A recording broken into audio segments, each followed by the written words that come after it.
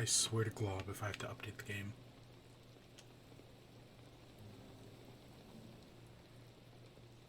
Oh, we're good. So many times do we come in here and it's like, oh, well, let's play some Zelda. And then, or let's play some Splatoon. And it's just, game needs to be updated. It happens so often.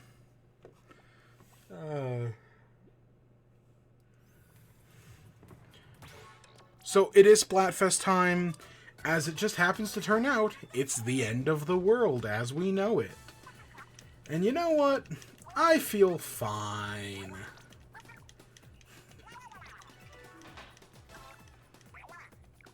So the 3 tiers were same old, bucket list, and save the day. Last week we talked about how, you know what, just fuck it, humanity's had a good run, same old, you know, like, you know, life will survive on Earth.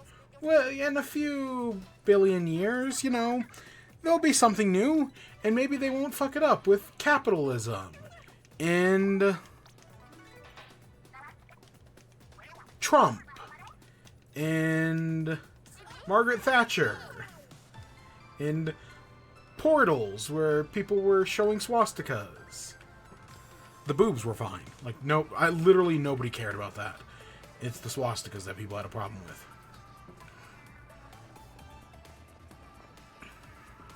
with. Actually, I think the portal's fun. You know, it's the hitchhiking robot all over again. Something that should be a fun, lighthearted idea that's just absolutely ruined by Americans. I'll be honest, I'm fine with this gear setup. Because, you know, I just want to lay in bed. I just want to sleep till I'm unconscious. However the rest of the song goes. For those who don't, I'm referencing a College Humor bit.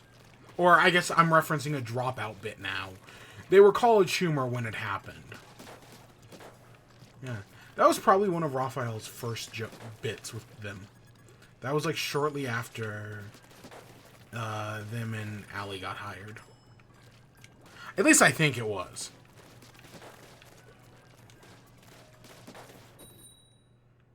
God, and that was like 2016.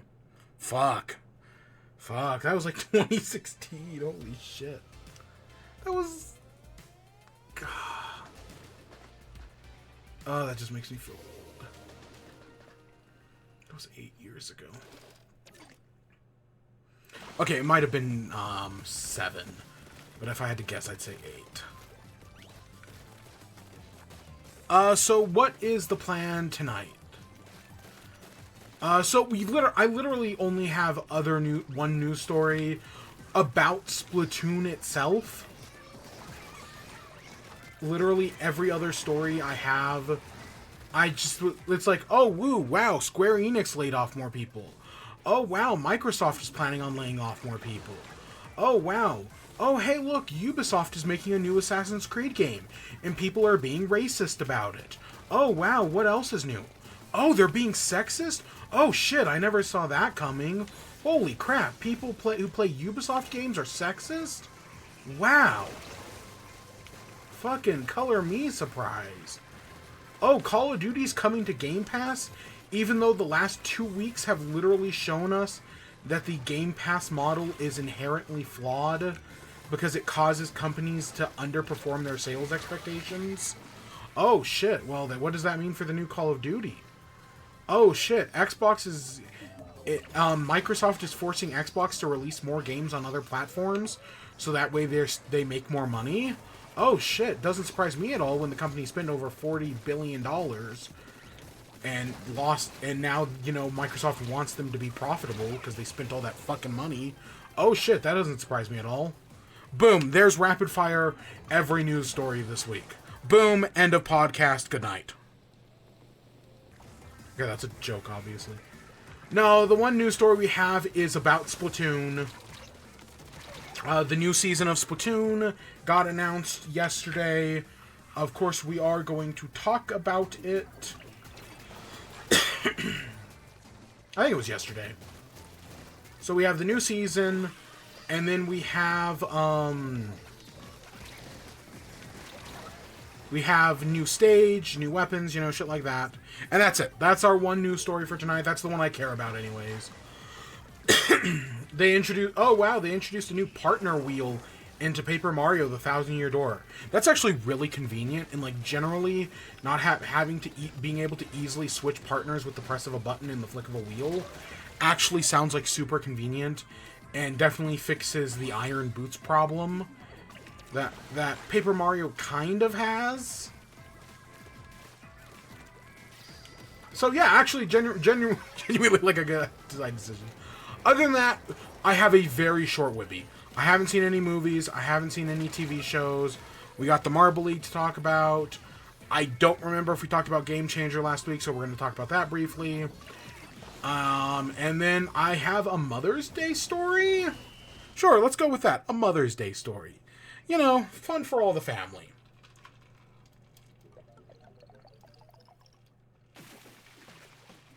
And then, yeah, that's it. That's literally all I got. So, you know, should be a very simple, straightforward night. I'm already halfway through this water, and I didn't even grab a soda tonight. Fuck.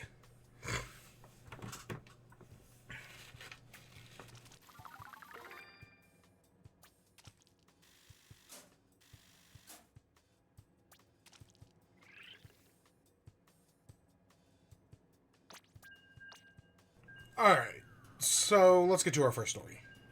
So, we've got the trailer for the Sizzle season, for Splatoon's next season.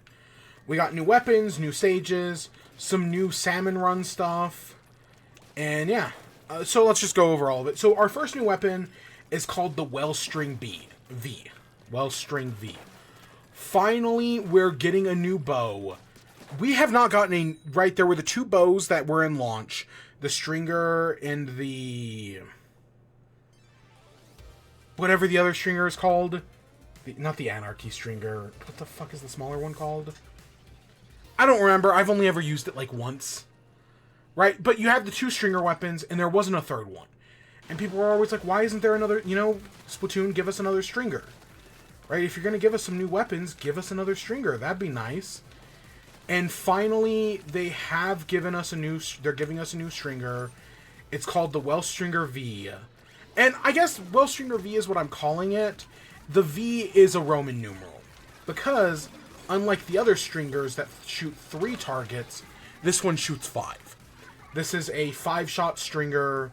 It's more in line with the Grizzco Stringer, which the Grizzco Stringer shoots, like, I want to say 10 shots? It's something close. It's like 7 to 10, or 7 to 9 probably, because it's probably an odd number. Most Stringers are. So we got this new Grizzco, or we got the new Stringer, and yeah, its big thing is it shoots 5 shots. I could not tell if it was longer range. I know Stringers do normally have good range to them. I don't know. Stringers are not my type of weapon. I do not care for them at all. So this does nothing for me.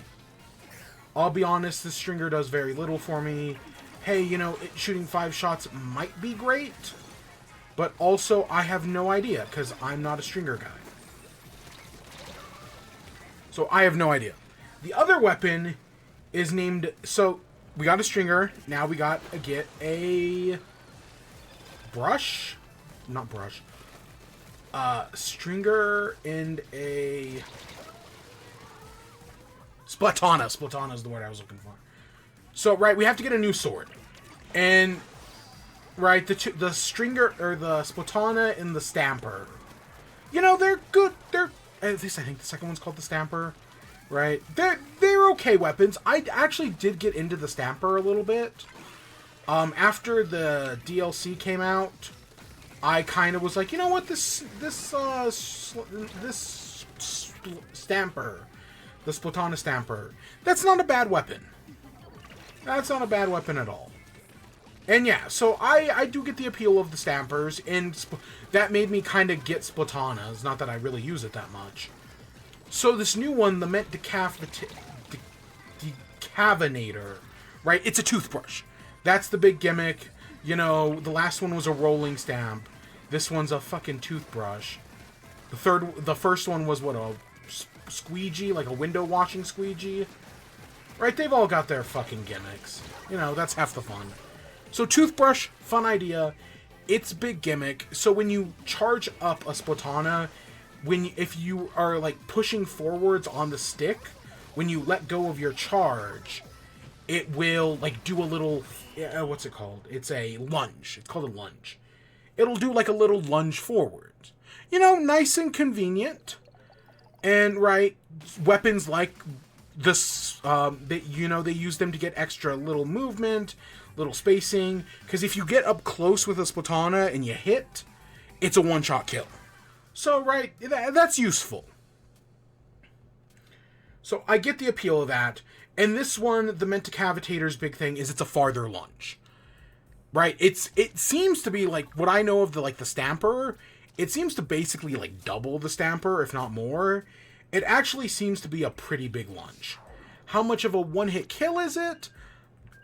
I don't think it's going to be a huge one-hit kill, if I'm being on.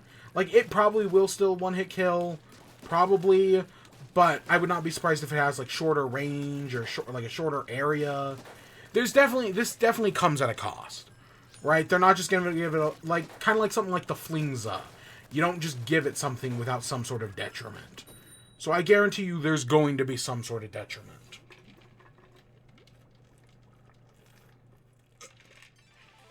But I don't hate the idea of it. And yeah, I think of the two weapons, I'm definitely more interested in the Mentacavitator. I think I like the name, I like the toothbrush aesthetic. Again, Splatoon is generally really good at doing shit like that. I mean, we've got a Borella and a bucket here as two of our main weapons. Toothbrush doesn't sound too far off from that.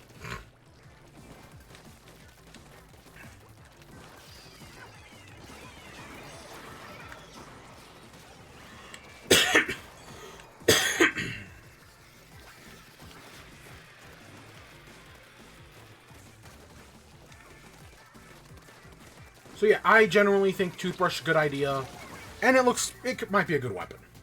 I don't know, I'll be honest, Splatoon 3 doesn't have the greatest track record of introducing new weapons, and most weapons live and die by their kits, and I'm like 90% sure one of these two weapons is going to have Wall on their kit, and I don't think Wall is like the worst special in the world, but it's definitely far from the best either. So I don't think that's going to help.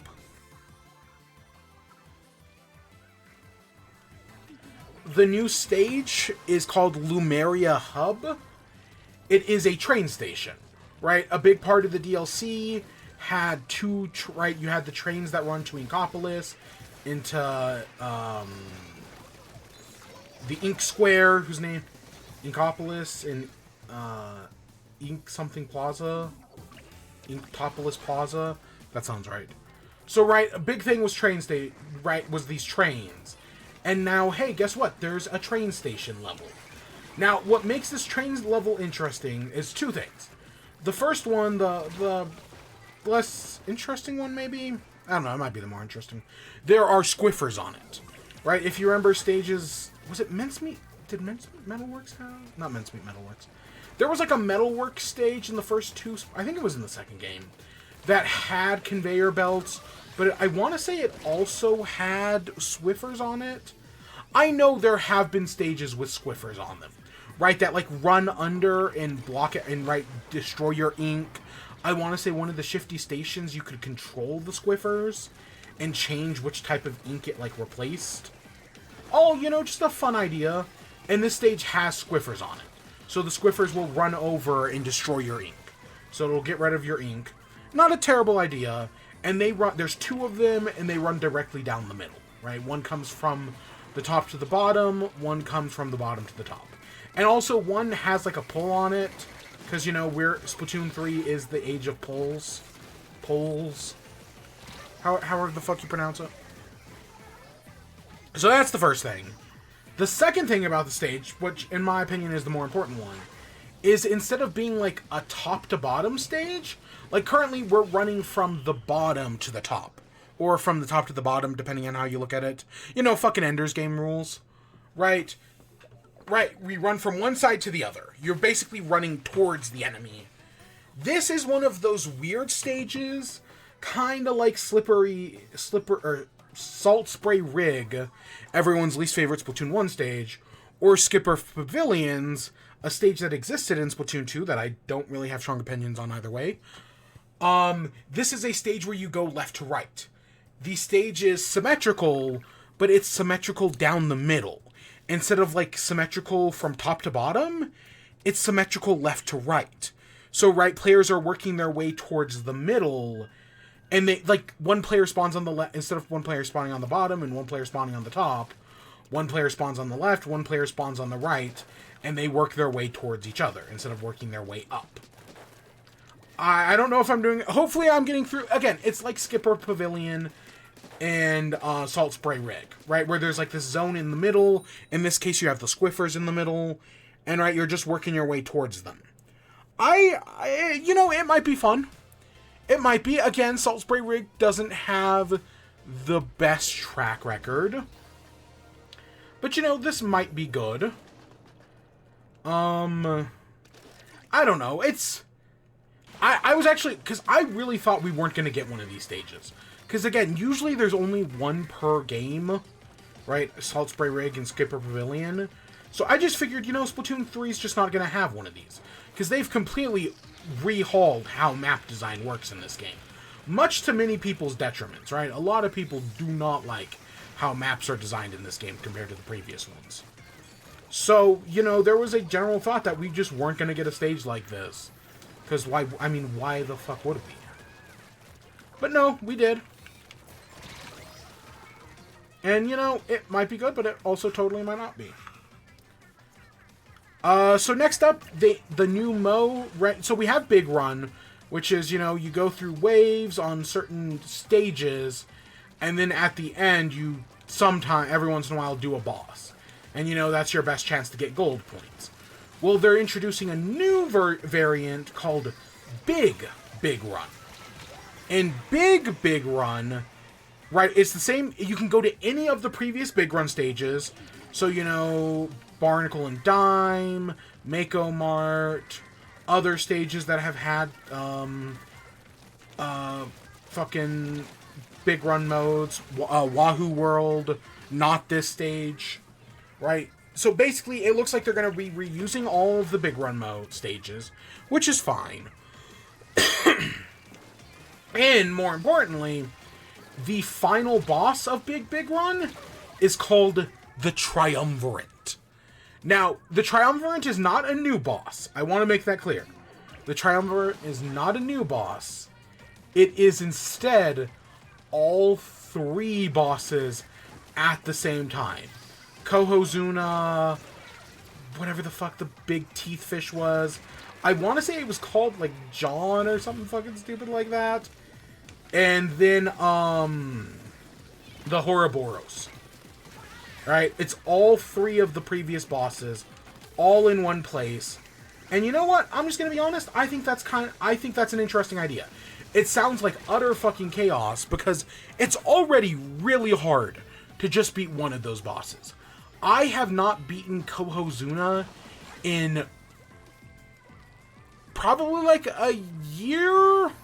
It's probably been longer than that, honestly. Kohozuna at higher levels is just fucking impossible to beat. I have beaten Ouroboros maybe once, and I have never beaten the Mega Maw. I think it's the Mega Maw. I know it's got a stupid name like John or something like that, John or Frank or something, but then its actual name is I think Mega Maw. I have never beaten the Mega Maw because at higher levels those bosses are just really fucking hard because you have to do a lot to beat them. Right? You gotta balance eggs, you gotta balance hitting the boss, and you gotta stay alive while doing it. And keep your teammates alive.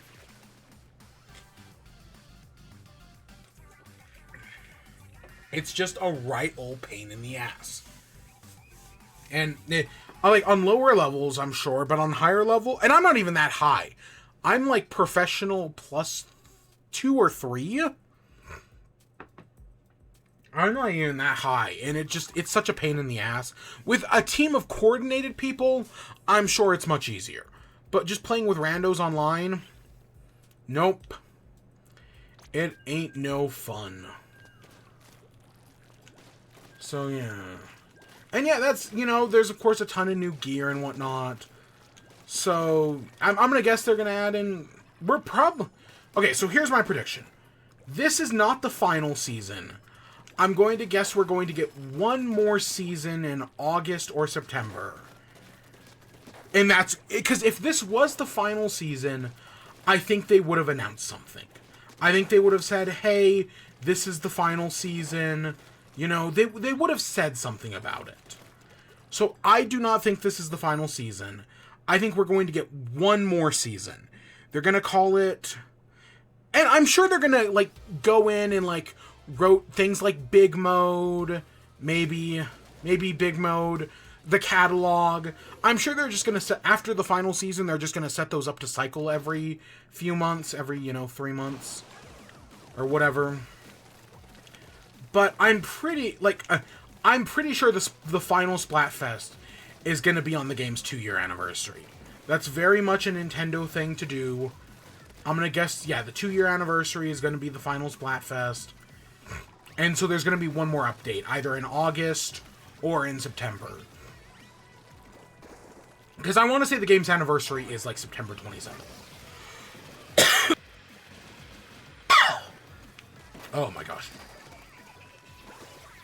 So, and there's a chance that the final update doesn't even add a new stage. Because if you look at the stage maps, there is not a slot for a single new stage.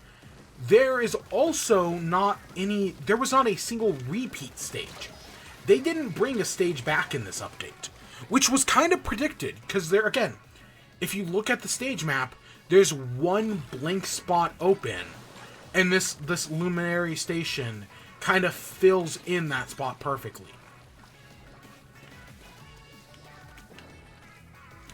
So no, it does not surprise me that we did not get a repeat stage.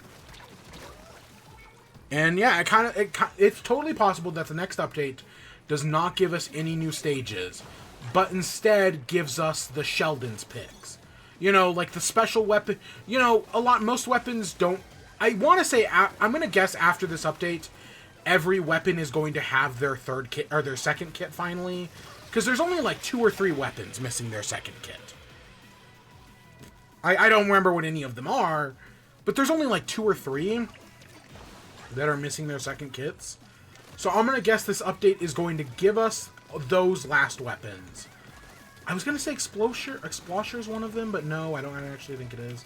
I think they actually did give Explosher a kit at some point.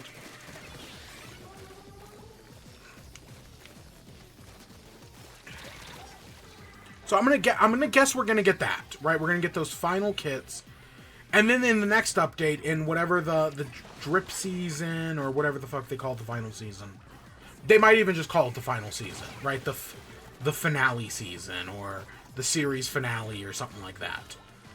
If I would not be surprised if in that final season, it's the third kits, right? The Sheldon's picks. We finally get that fucking berry gun that everyone likes. What is it? The berry... It's not a slosher. Is the berry weapon a slosher? I don't know. There's a lot of third kits that I know people would want back. There's a lot of weapons that both kits fucking suck. And I would love to see them get a third kit that's good. Fucking big swig roller. Fucking paintbrush. Fucking... other weapon I can't think of the name of. Dreadringer. Like, my Tri-Slosher here is perfectly good. Both Tri-Slosher... Most buckets have a good kit. Right? Except for Dreadringer and, fucking Blobler. But it's Blobler. Who cares?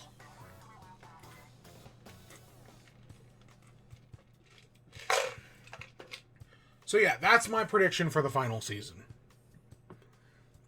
They might do, like, one other thing. Again, they're going to do a final Splatfest. My prediction is still the Squid Sisters versus Off the Hook versus...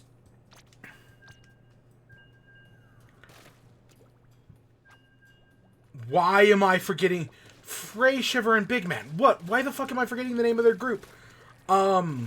Deep Cut. There we go.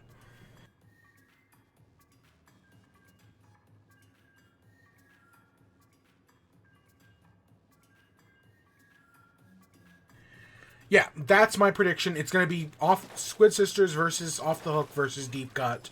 You get to rep your team. I will obviously be on Team Off the Hook. Duh. Will this finally give Frey a victory? Because, you know, Off the Hook is the most popular team. I fucking hope so, but I also doubt it. And will that determine which team's going to come back in the next game? Maybe. Because I still stand by, there is a non-zero chance we get Splatoon 4 next year on the Switch 2.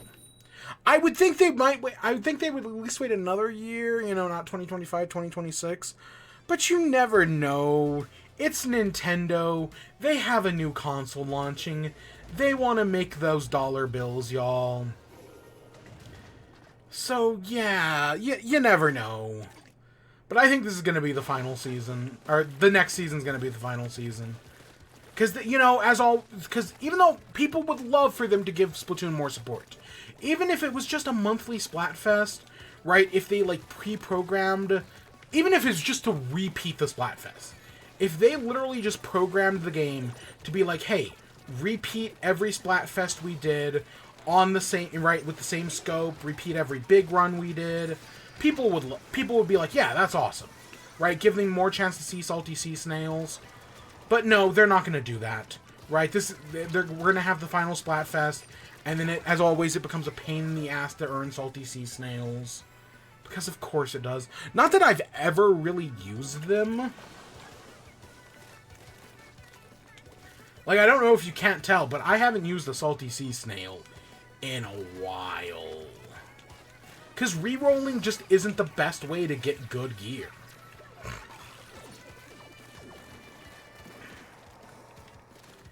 It just straight up isn't.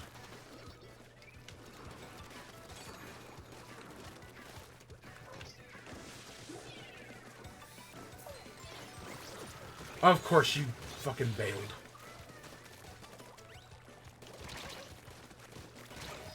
See, Blobbler's Blobbler.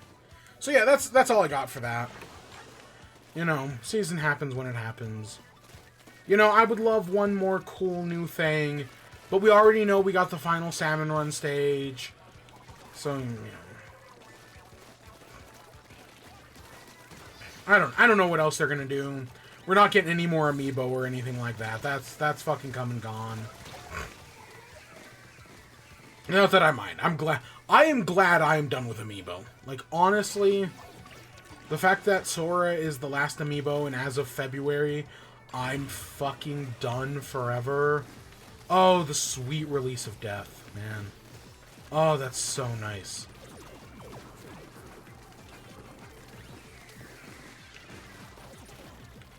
Get this over here.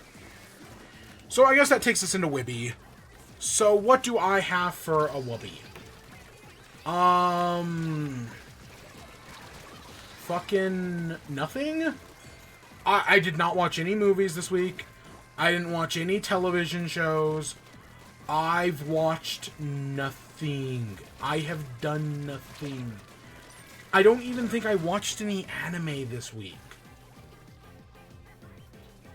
I mean, I was working on something. But I don't even fucking remember in the moment what it was. I can't even remember. Yeah, I was working on some show. And now here in the moment, I can't even remember what it was. So yeah, I've got nothing. I've got nothing there. I did not see If, or The Fall Guys, or Planet of the Apes. I had a chance to go see the Garfield movie tomorrow. Or maybe Sunday. No, I think it was Sunday. But I'm like, it's the Garfield movie. I don't really care. I have not been watching anything. So let's talk about the Marble League then. Because the Marble League does count. And Raspberry, right? Team Galactic may be gone for 30 races now. But my boys, the Raspberry Racers, are still in the game. And this week, they have been doing great. So there have been a number of teams where I'm like, okay, basically my prediction, there are three, maybe, so there are 3-4 teams I think can win it. The Raspberry Racers, we're doing pretty good. I think we're in number 2 right now. I think we've got a decent chance at just winning this whole thing, now that we're in the top 10. And, well, we're not mathematically safe. We will be tomorrow. Like, there's no... We would have to DNF both times to get in the bottom 10. So that's not gonna fucking happen. We're basically safe. There's, like, 4 points between us and Team Primary, who's in first. So I think we've got a decent chance of winning this. I still think the Bumblebees have a good chance at winning it. They did have a very close call last week. I think last week they came in like 9th or 10th out of 12. So last week was a very close week for the Bumblebees. But I still think they have a decent chance. I'm not rooting for them, but like, they're not a bad team to put money on. As I've been saying for the past like 3 or 4 weeks now. Ever since, my team got eliminated. O-Rangers have been total wild cards in this entire thing. Because, I'll be honest, O-Rangers have escaped death more times than any other team, as far as I'm aware. They're fucking Michael Jones and Survive Block Island. Right? They've gone to every elimination round. Right, they've gone up for elimination 8 times and survived all 8. There's a pretty decent argument for O-Rangers just somehow continuing to pull off this. How did that bomb not blow me up? I was standing like right fucking there. I don't know. So O-Rangers might just crazily win it. And then, there's probably one other team that's going to do well. Right now, it's Team Primary, but like 3 weeks ago, that was the Indigo Stars. And one bad week got them out. I don't think the Purple Rockets are going to win. I know the Purple Rockets have been doing pretty decently overall, but I think they're just one bad week away from getting them out. I feel the same way about like the Chocolatiers. The Chocolatiers might go home this week. They're not doing pretty good. They're just one bad day from getting them out. It's kind of, I feel the same way about the Limers, right? Just one bad week gets them out. Of course, we're running very low on bad weeks. We've only got like 3 or 4 bad weeks left.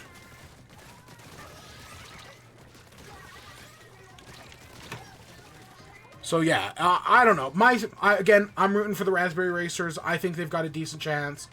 But I would not... I think Bumblebees are also a pretty safe bet. Because, yeah, last week was super fucking tense for the Bumblebees, man.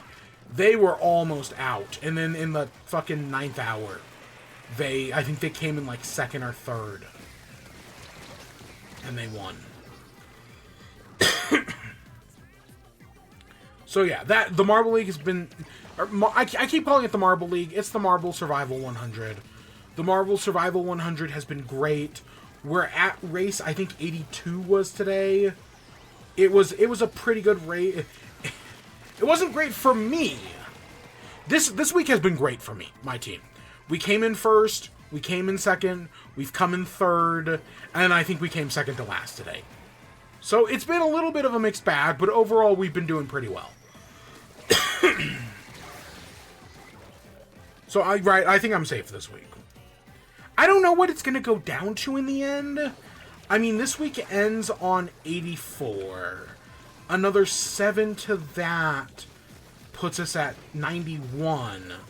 Another 7 to that puts us at 98.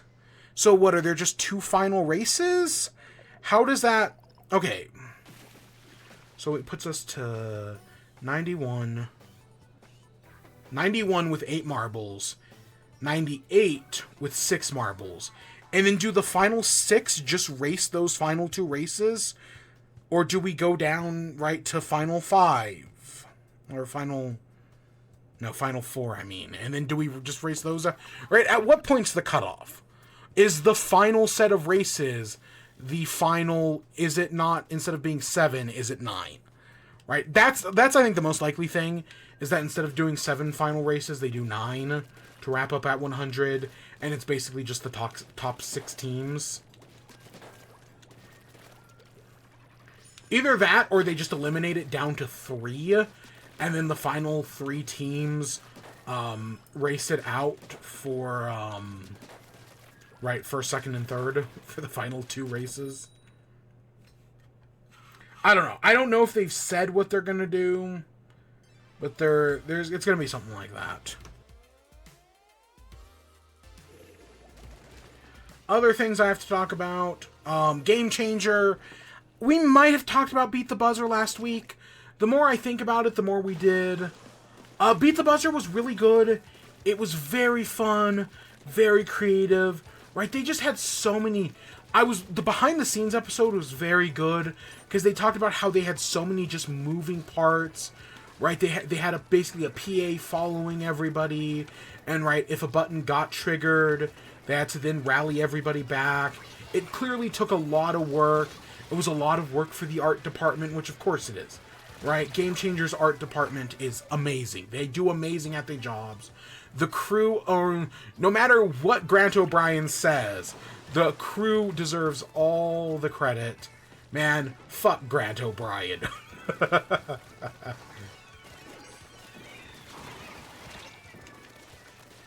So no, that was great. Yeah, it's just so much fun, man. They explained, they made this entire Hall of Mirrors, and the Hall of Mirrors is only in the episode for 6 seconds. Which, yeah, fuck, man, I love commitment to a bit that just lasts a few seconds, man. Something that people will barely notice is just, it shows how much care and integrity is put into something for a blink and you'll miss it thing. I know 6 seconds is more than blink, then you'll miss it, but it's pretty fucking close. So Game Changer has been great. The season finale of Game Changer, it is a 2-part season finale, and it has been delayed, just, keeping people informed. It was delayed until June 3rd. So it basically got delayed by, 2 weeks? Because it'd be out on Monday. It's not the Monday after that, it's the Monday after that. So it basically got delayed by 2 weeks.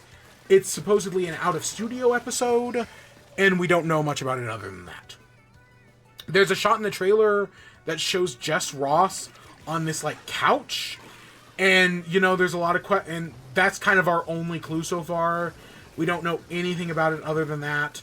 The one safe prediction I've seen that I kind of like the idea of is Taskmaster.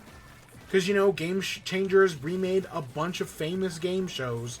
Taskmaster is kind of the next logical, progression for that. Especially if this is a big 2-parter out-of-studio episode. So I could see it being Taskmaster. I could see it being something completely original. Literally anything's possible. On the subject of Game Changer, so I've been getting these TikTok clips about this, Pokemon quiz, but all the answers are wrong. I've been seeing these clips from these TikToks. I don't know if anyone else has seen these, but I started seeing them, and I was like, oh, that seems kind of funny, because, there's that famous clip in the anime of, who's that Pokemon? It's Voltorb. No, it's Jigglypuff from above. And it's basically taking that joke and turning it into, a Jeopardy-style game show. And there's a few people that do it. The main one, though, is Zane Games. So, right, it's a Pokemon quiz show, but all the answers are wrong. And, he's made a few of them. The first 2 were, Jeopardy. The third one was, they were going, a clue house, where they were going from, room to room, solving different puzzles. It's a very, if you're into Pokemon, and if you're into Game Changer, they're kind of fun. Because the most recent episode feels heavily inspired by Game Changer. I think the comment I left underneath the video was, this episode started off as yes or no, and eventually became who's done it. Right, those are 2 episodes of Game Changer. So if you're a fan of Game Changer, these are definitely, it's just a fun little Pokemon trivia game, but all the answers are wrong. I don't know, I've been watching them for 2 or 3 weeks now. They're pretty fun. So I've been watching that. Let's see, what else have I been watching on YouTube? There's a channel called Press A exclamation point. And they've been doing a bunch of Pikmin videos recently. They've been in competition with this other guy whose name I'm forgetting, but I'm going to figure out right now. Ooh, fuck, I'm getting an ad. I thought I turned off my volume. His name is The Backlogs. So this guy called Press A has been in competition with The Backlogs, who is mostly streams Dark Souls, but he's done some Pikmin stuff recently. And they're kind of doing, like, challenges. His most recent video was, what is the least amount of fruit required to beat Pikmin 3? And the video's good. But I'm watching it, and I'm like, at one point near the end, he gets obsessed with Starfruit. That, if he beats the game with Starfruit instead, he can beat the game with less fruit. And I'm like, oh yeah, that makes sense. But why the fuck aren't you using the watermelon? And then, like, 5 minutes later, he finally realizes, oh, wait, I can just use the watermelon. And I was like, yes, finally, yes. But he's done a bunch. I've been getting recommended his videos for, like, weeks now. Because YouTube knows I like Pikmin. I mean, I've put out a bunch of Pikmin videos. So it's like, hey, can you beat Pikmin with only blue Pikmin? Can you beat Pikmin with only yellow Pikmin? Can you beat Pikmin 3 with only rock and wing Pikmin? Or something like that. Right, fun videos like that. I think he might have done with only rocks. I don't even think he used wings. Again, that might have been the Backlogs who did it with rocks and wings. Because, again, they've kind of been, like... At least the Backlogs puts out a video, and then, he tries to one-up it. Right? By beating it better or faster or whatever. Can you beat Pikmin with... Or can you beat Pikmin 2 with only white Pikmin? Shit like that. They're all very fun, very entertaining videos. I love challenge shit like that if it isn't very clear, right? I love challenge video game. Even though those are the types of videos that I always want to make, but never have because I don't have the dedication of these people. I tried once. I tried a Minecraft one that just didn't fucking work out. But I think they're real interesting ideas for videos, and he does a great job at them. He definitely earned a subscribable from me. And then the third random video I've been watching, what's the channel's name? I'm gonna find it. Give me a second. The channel is called Tommy Din? Tommy D-I-N-H. Din? I'm gonna say Din. I'm probably getting that wrong. Small channel, only like 300 subscribers. Okay, it might be more than that. 300, right, some low amount of subscribers. This video only has 14k views. And it's called Everyone Missed the Point of Tears of the Kingdom. It came out 2 days ago. It's an hour-long video of him just talking about the whole dynamic of the story of Tears of the Kingdom. And how the game is about, right, the game is vertically structured. You go from the depths to the surface, up to the sky, but narratively, it represents the past, the present, and the future. The past represent the depths, the present is the ground level, and the future is the sky. And as you travel between one area and another, right, the things that happen in these different areas represent the past and the future, right? So at the beginning of the game, when Zelda falls down into the depths, she gets transported back in time. And Link, meanwhile, gets lifted up into the sky because he's the future of Hyrule. It's a really interesting video analysis of Tears of the Kingdom. Like I said, it's like an hour long. I do highly recommend it. I watched it today. I really enjoyed it. I love shit like this. I'm a big video game analysis guy, and he put a lot of effort into this and made one that's really good. There are some things I kind of feel like he left out. So at the start of the game, right, Link reaches for Zelda. And as he's reaching for Zelda, he misses, and that's when she falls into the depths and back in time. And then at the end of the game, you do the same thing again, where you reach out for Zelda, but this time you catch her. And he talks about, right, all the symbolism of that, how it's how it's representing the famous Michelangelo painting, right? What is it? The first is the painting called The First Man?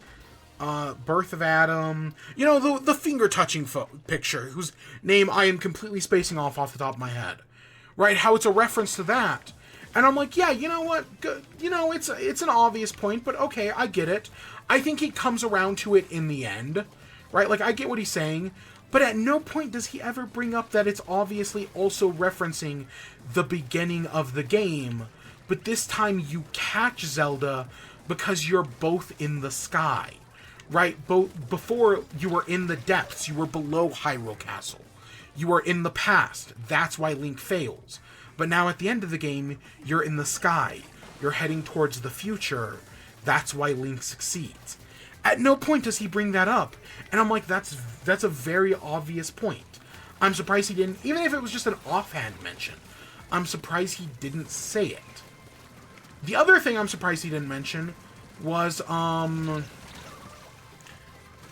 the fact that the game's story, because he talks a lot about how, right, the past, the future, how there's a lot of references to previous Zelda games, right? How, because the depths represent the past, all of the gear from, like, previous Links, you know, the Twilight Princess gear, the Skyward Sword gear, the previous game's weapons, you know, the Gale Boomerang and the not Fear's Deity Sword, the Hero's Blade. You know, all these weapons are found underground because the underground represents the past. And I'm like, yeah, okay, fair point. But at no point does he mention the fact that the story of Tears of the Kingdom is, in its own way, kind of a retelling of Ocarina of Time. That the plot points of Tears of the Kingdom, that all, again, take place in the past, are basically just a retelling of Ocarina of Time. At no point does he mention that. And I'm kind of surprised he didn't, because I think it helps out his argument even more. But yeah, he just straight up doesn't mention it. Because again, I still now, I know this is more of a theory, but I still do believe, because one of the points he brings up is the idea that at the end of Tears of the Kingdom, Zelda should have stayed as the dragon. Right? That the Light Dragon should be a permanent curse, that she shouldn't have been Deus Ex Machina out of it. I completely disagree. I think the ending of Tears of the Kingdom is great. I think undoing the Draconification was totally earned. But I will say, because of the events of the game, right? And he brings all that up because people are mad that, like, hey, wouldn't it be cool if in, like, the next Zelda game that has nothing to do with Breath of the Wild or Tears of the Kingdom, you could see Light Dragon Zelda, right? That she's still Draconified, even after everything that happened. And it's like, okay, right, like, I get what people are saying there, but narratively, I don't think it's as... Again, I think the narrative of Tears of the Kingdom ending the way it does is satisfying as is. It might be a Deus Ex Machina, it's still satisfying. However, I do still stand by that Tears of the Kingdom is basically a soft reboot of the franchise. That, right, you go on the Zelda, right, he brings up the Zelda website, and how Tears of the Kingdom and Breath of the Wild are just kind of segregated from the rest of the timeline. And that's very intentional, and I very much feel like Tears of the Kingdom and Breath of the Wild are just a reboot of Zelda. Right? He talks about how Zelda's entering this new generation with a series of new, fresh developers. Right? How Miyamoto has basically patched down the torch, and that in 30 to 50 years, you know, he will not be around for that Zelda game, but he has full faith in the people he's left behind. Right, because I really do feel like, yeah, no, these new people have basically started a new Zelda, right? That basically the era of Miyamoto Zelda is over. We're now in a new era. That's, you know, the timeline before, while we can call back to it and we can reference it, we're now in a new timeline with new twists and turns. Nothing from any of the previous games matters. That's at least my take on it. So, yeah, that's my point. I think it's a good video. I definitely recommend you should go watch it. If I remember, I will link it in the description of this VOD. Right, when this VOD goes up on YouTube. I'll do a linky in the description. Because I think it's a very good video. Oh, he has 486 subscribers. Okay, I was wrong about that. Still, good video. Recommend it. So, the last thing I got to talk about today, because, again, I haven't seen anything. I haven't watched anything. No anime. I did try... So, Wendy's has a new Sprite flavor. It's called Sprite Aruba. I'll be honest, they might have just given me normal Sprite. I got it through the drive-thru, and I'll be honest, it could have just been normal Sprite. I did not notice anything different or special about it. I do kind of wish I had just gotten a lemonade. Because I do like... The Wendy's pomegranate, I think it's like a blueberry pomegranate lemonade, so fucking good. I fucking love that lemonade, man. Is it one of the best? I don't know. But I really do like it. So yeah. But I did try that. That was nothing. I haven't tried anything else. Don't care.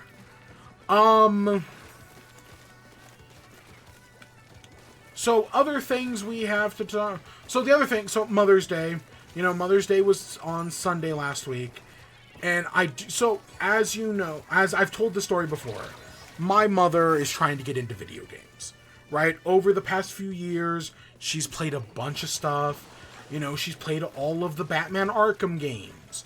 She's played most of, if not all of the modern Kirby games. Everything for the past, like, 15 years. I think everything since Return to Dreamland she has played. Right? And there's a few other things here and there, you know. I've played Mario Wonder with my family. I've played other things. You know, she's played her fair share of games. And I had lent her the Switch to play some... Oh! Way back when. So, right, I have two Switches. The broken one, which which I had for years. And then the one I replaced, you know, the current one I have OLED. Well, I lent her my broken one. Right? Because it still works, it's just, you know, it overheats. So I lent her that one to play Pokemon. It's probably been like 6 months, if not longer. So, you know, she played through Pokemon, she beat that. And I lent her Breath of the Wild. So she's been playing through Breath of the Wild. And I went over, you know, on Mother's Day to help her. Because she got to her first Divine Beast. She got to the Divine Beast.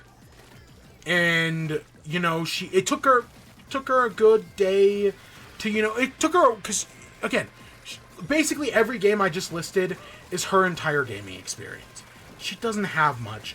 And a lot of things that we as gamers take for granted, right, she doesn't get. Because, you know, she's new to it. It's like teaching a baby to play video games. So, right, well, like, when I think of angling a camera, right, I think of, like, angling it, like, straight forward. Because I think that's, like, you want to be able to look ahead. When she angles a camera, she angles it more towards the ground.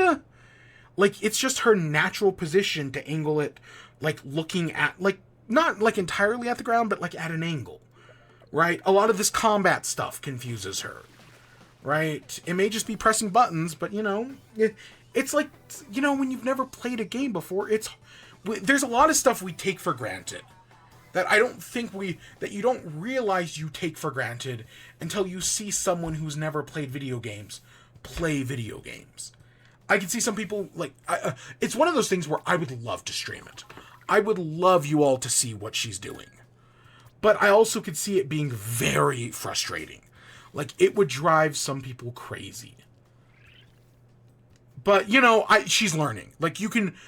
the story I tell is all the proof you need to know that, yeah, she's learning, she's getting better. She actually did a great job. So, it took her about a day to get into the Divine Beast, right? She's at Von Naboris. She has, I think she had 4 hearts? No, you start off with 3. She got 1. She must have had 5 hearts going in. She had 5 hearts. Only a little bit of food. I think, like, she had, like, 3 dishes, a full recovery dish, and, like, a baked apple or 2. So just getting into the Divine Beast, she used up, like, 2 of her food pieces. Because, you know, you have to dodge all those ice blocks. And it was seeing her, you know, slowly learn how to fight the ice blocks. and then, you know, make her way into the... Eventually, she figured, after like a dozen or two attempts, over an hour, she eventually, she was able to shoot the shock arrows, because she has to learn how to use a bow.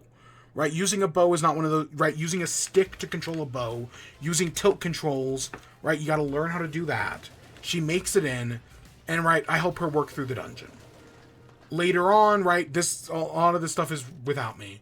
She slowly works her way through the Divine Beast, you know, eventually getting the map, having to figure out how to climb the Divine Beast, figuring out how to use the trunk of the Divine Beast, because I did have to, you know, she'd, like, text me or call me and be like, how do I do this thing, right? Hey, any help? So I'd have to help her through that. And then she eventually did get to Water Blight. She makes her way to Water Blight, and it just kicks her ass. So this is so she's been working on this she gets to Water Blight on day 3. Spends maybe 20 or 30 minutes on Water Blight, gives up for the day. Comes back the next day, spends another hour on Water Blight, loses again. Spends a third day on Water Blight. By this point, she's making it to the second phase. But, right, in the second phase, you have to block ice blocks, and you have to, you know, reflect them back, and then swim over and do damage. She's struggling with all that. So finally, on the next... So she's working on Water Blight. This is day 4, I think? I come over, and, you know, we work through it. She's consistently, learning how to jump left or right to dodge. She's getting a lot better at it. She's, you know, fighting back. She's almost consistently getting to the second phase without getting hit, I should say. Right? Like, she's getting better.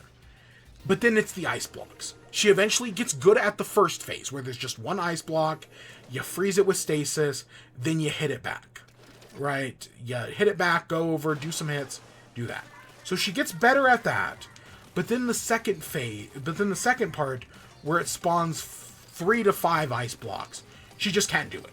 She can maybe stop one of them, but then she, freaks out.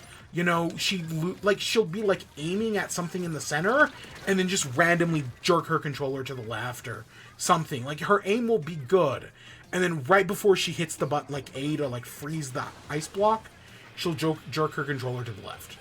But eventually she starts to get it down. Because I haven't fought this boss in over a year at this point.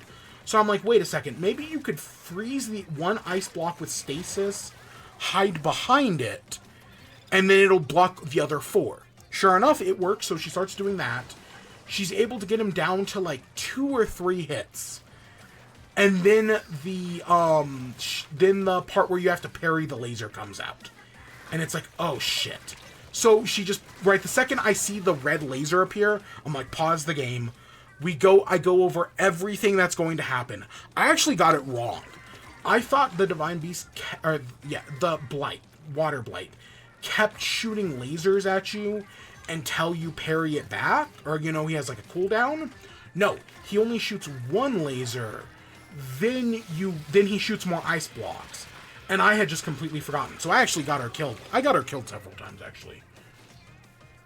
But eventually she can't parry, but she's able to stop the laser with her shield, block the ice block, freeze it back, and after multiple hours, she's probably been at it for 5, maybe 6 hours at this point, she beats Water Blight. She successfully did it. I was very impressed. You know, and I think that, in my opinion, Water Blight's the second hardest blight. I still think the hardest is Thunder, but no, I think Water Blight's the second hardest. So yeah, no, I think she did a great job, and that's my Mother's Day story. All right, I'm very proud of her. Now she's just got to do the other 3, which I know. So this was what, yesterday? Was this yesterday, or maybe this was this might have been Wednesday. I kind of can't remember. But since then, I know she's made her way up to Akala. So she did the Akala Tower. So, you know, she's making progress. But yeah, I'll maybe keep you guys updated. Again, this is one of those things where I kind of really wish I had footage of this. just so that I can show y'all, but I know she'd never want that, so I'm not going to do it. I genuinely think it would be a great series. I know some people would disagree and find it very frustrating, but kind of like how girlfriend reviews, while I don't watch them anymore, I think it's a very clever idea for a series. It's one of those things where when I first learned about girlfriend reviews, I was like, this is too clever not even for its own good. It was more, this is so clever, I wish I had thought of it first. Because it's such a great idea. And while they might still make great stuff, admittedly, I've fallen off. Because, I'm always moving on to the next thing. At the time, I was blown away. And it kind of feels like, in the right environment, this could be a great girlfriend review sort of thing. Right, something like that, like My Mom Plays or something like that. I guarantee you, I think of all those videos where it's like, can my mom name every Super Smash Bros. Character? Or can my mom name every Pokemon? Shit like that. Right, it'd be something like that. I think it'd be fun. Alright, I guess that takes us to the end. So let's do some shell-out machine stuff real quick. Let me... I know we're not going to get anything good, because we never do. We're going to get a sandwich. Yep. We're going to get another sandwich. We're going to get some stickers. And we're going to get another sandwich. Like I said, I think I looked it up once. The next, copper or silver ball we get is in, 100 tickets. That's not gonna happen. I will never get a gold ball. They're just so fucking rare. And again, it might change with the seasons whenever a new season comes out. I bet it changes. But it's gonna be a long time. It's gonna be a long time until that happens.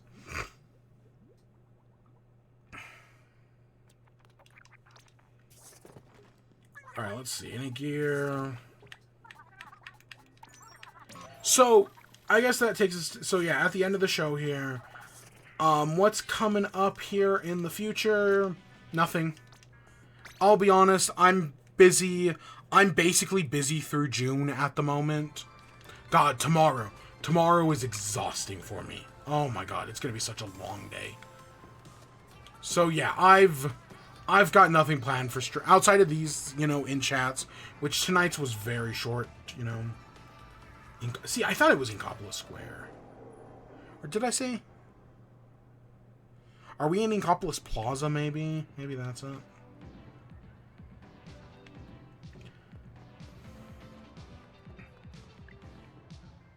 Yeah, look at them. I did like that they had different outfits last time. That was very neat. I wish they did more of that.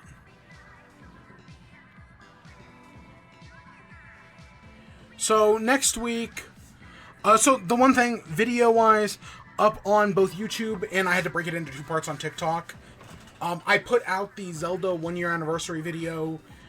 So, when I streamed Tears of the Kingdom, there was a point where when we were in the Elden Volcano area, underneath Death Mountain... I kept talking about the song In Search of Diamonds by Eric Fullerton? Yeah, Eric Fullerton.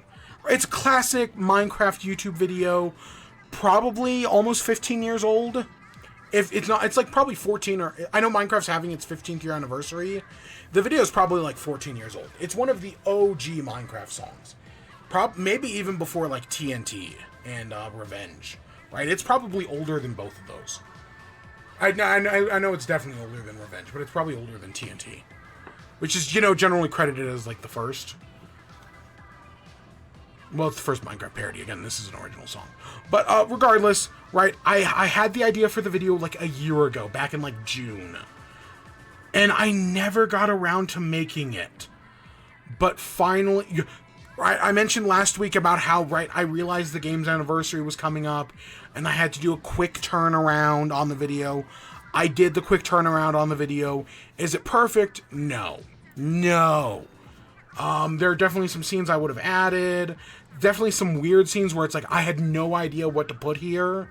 Because there's just like this really long pause, right? I really should have put a scene from the Great Sky Island in there. That's probably my biggest regret, is there's not a scene, there's like only like 1 or 2 clips in the sky. And I did not revisit the Great Sky Island. I really should have, even if I just went to the Temple of Time. I really should have done that.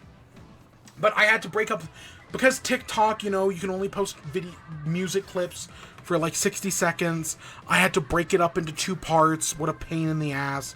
But I did, so both clips are on TikTok.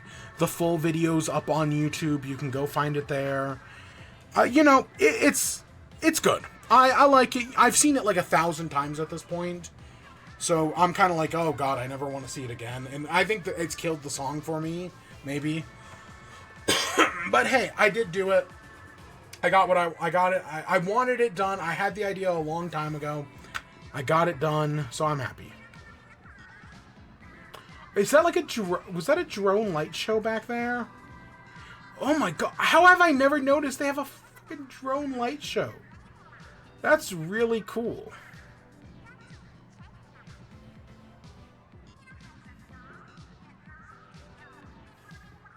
Yeah, that's really neat. I've never noticed that before. Bucket. So yeah, I think that's it. I think that's kind of all we gotta talk about. Oh, is this a bucket? Stanley, this is a bucket. So what's coming up in the future? I don't know how bucket became...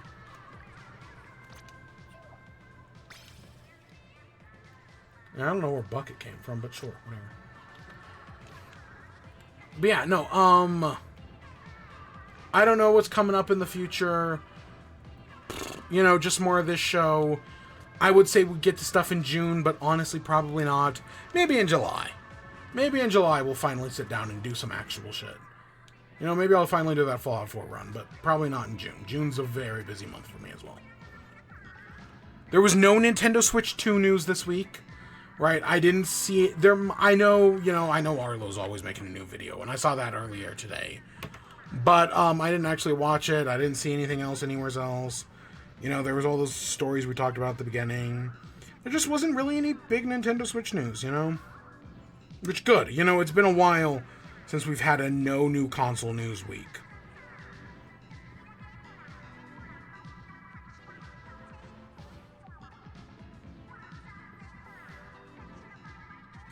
Ooh.